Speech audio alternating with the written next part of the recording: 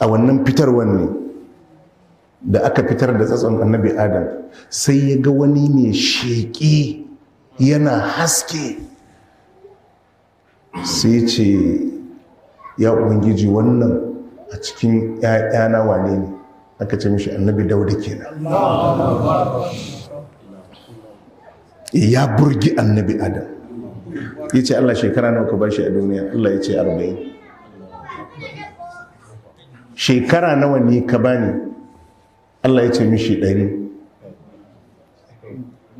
A shekara 60.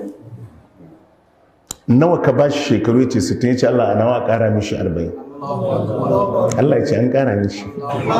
Shi yasa ran da aka zo ɗaukar ran annabi Adam ya ce a saura 40 aka ce ka ba wa Dauda.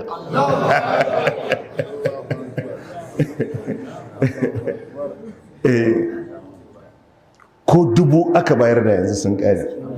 Ran da aka zo ɗaukar ran annabi Musa ya yi turjiya, Allah sai ya ce mala'ikan mutuwa ya je ya samu annabi Musa ya gaya mishi, ya je bayan ɗan maraƙinsa ko bujuminsa ya je ya dafa duk abin da hannunsa ya rufe na gashi, kowane gashi za a ba shi shekara ɗaya. Ina dai mutuwa ne ba su. Aka je aka gaya ma annabi Musa ya ce to in sun ƙare, aka je sai ya zuwa ɗauke kai ce a tafi da ni kawai yanzu.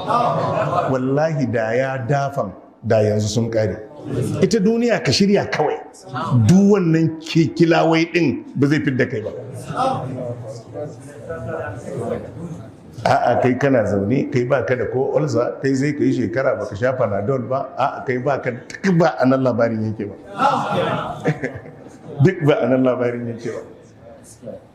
Da daɗi da ba daɗi wallahi dole ka barta. Da daɗi da ba daɗi dole ka barta.